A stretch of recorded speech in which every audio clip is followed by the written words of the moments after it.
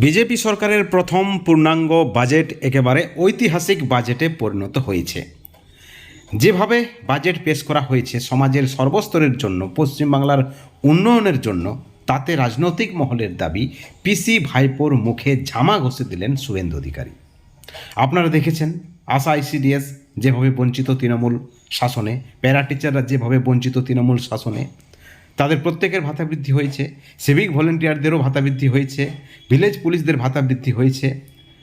অর্থাৎ চুক্তিভিত্তিকদের কথা মাথায় রাখা হয়েছে, পেনশন ভোগীদের কথা মাথায় রাখা হয়েছে, ডিএ বেড়েছে 20% এবং সেই সঙ্গে বন বিভাগ থেকে শুরু করে শিক্ষা খাতে, নারী সুরক্ষায়, শিশু কল্যাণে, মৎস্যজীবীদের কল্যাণে, পর্যটনে কোথায় নেই বরাদ্দ, প্রচুর বরাদ্দ করা হয়েছে এবং সমাজের সর্বস্তরের মানুষ এই বাজেটে খুশি।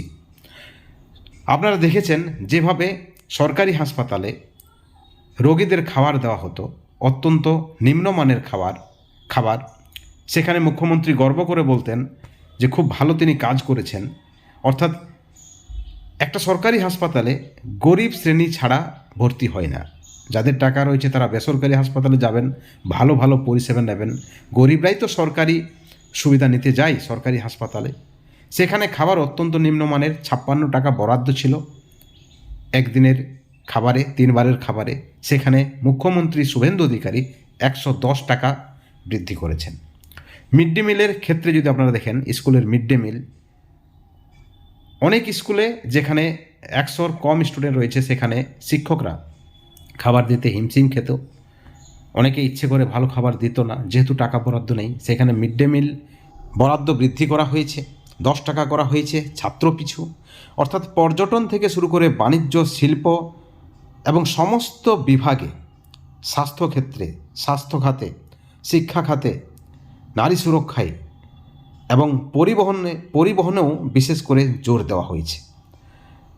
প্রত্যেক খাতে যেভাবে বাজেটে বরাদ্দ বৃদ্ধি হয়েছে, গত জমানার 15 বছরের শাসনে তৃণমূল সরকার যা করতে পারেনি, শুধুমাত্র খেলামেলা এইসব ছাড়া, সেখানে জনকল্যাণকর একেবারে সফল সাকসেস বাজেট 2026-27 যে বাজেট, বিজেপি সরকারের প্রথম, নতুন সরকারের 45 দিনের মাথায় যে প্রতিশ্রুতি, চুক্তিভিত্তিকদের ভাতা বৃদ্ধি থেকে শুরু করে ডিএ সব কিছু পালন করা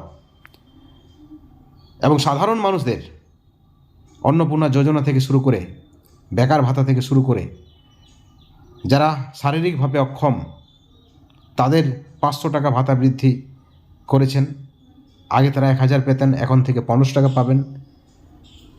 বার্ধক্য ভাতা, সব দিকটাই কিন্তু বাড়ানো হয়েছে পশ্চিমবাংলার মানুষের কথা চিন্তা করে এবং তৃণমূলের অপশাসনের কথা মাথায় রেখে। এই বাজেটে আপনারা কতটা খুশি হয়েছেন অবশ্যই আপনারা আপনাদের মতামত আমাদের চ্যানেলের কমেন্ট সেকশনে কমেন্ট করে জানাবেন। এবং আরও কি বরাদ্দ হলে বা আরও কোন খাতে বা কি কাজ করলে পশ্চিমবাংলার ভালো উন্নয়ন হতো বলে আপনারা মনে করছেন, তাও কিন্তু আমাদের চ্যানেলের কমেন্ট সেকশনে কমেন্ট করে জানাবেন।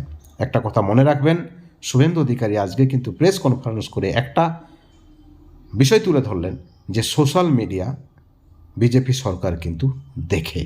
ভালো থাকবেন, সুস্থ থাকবেন, কিন্তু কোনো ধরনের দুর্নীতি থেকে দূরে থাকবেন।